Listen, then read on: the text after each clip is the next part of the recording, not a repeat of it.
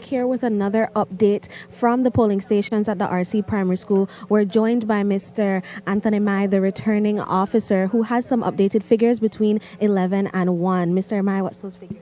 Sure, good afternoon. Between 11 and 1, we received 26 voters within the alphabetical breakdown A to E. F to N received 32, O to Z 35. So between 11 and 12, 93 ballots were issued. Between 12 and 1, so 93 between 11 and 12, the cumulative amount from 7 a.m. to 12 p.m. was 401 ballots were issued, right? That amounted to about 27% of the overall voters within this area.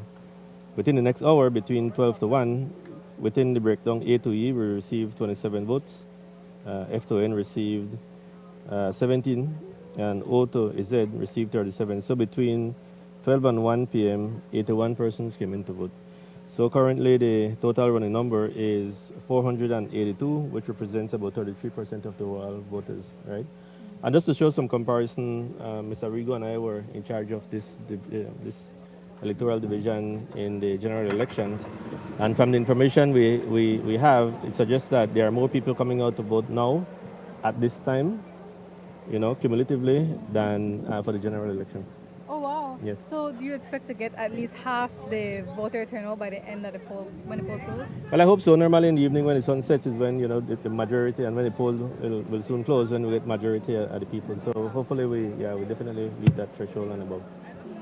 So far we're doing pretty good in terms of turnout. And so during that 11 and 12 period is the highest we saw with the 93, which is the anticipated spike that we were talking about. Indeed. That's that hour was the most persons came out to vote during that hour, 93. So we're expecting again in the evening to have the spike again. Yeah. So far so good in terms of the voter turnout.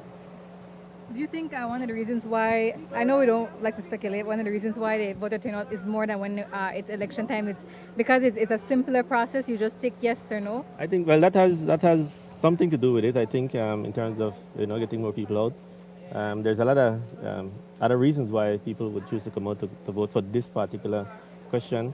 I think there's a uniqueness to this process because it's a decision only for Caye Caulker. And so the residents of Caye Caulker might feel a bit, like in terms of interest, yes, this is for us. This is our decision for us to make for ourselves. So that might, give them more encouragement to come out and vote. Just for clarity, there have been no spoiled votes so far? They have. So far, we've had 2 spoiled votes. Yeah. All right, good. All right. Thank you so much. So that has been the latest update. You heard it here. We've experienced a small spike within the hours of 11 and 12, which is what people anticipated. We also anticipated a spike during 12 and 1. However, it remained about the same, hovering around 88, 89 in that field. But we are expecting to see more later on in the day.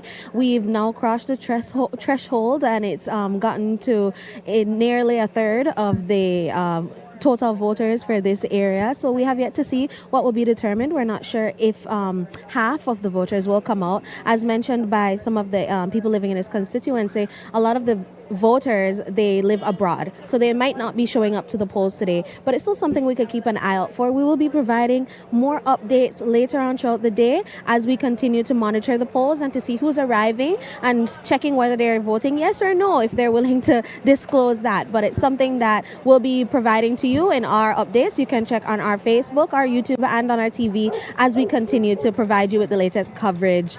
So thanks for tuning in.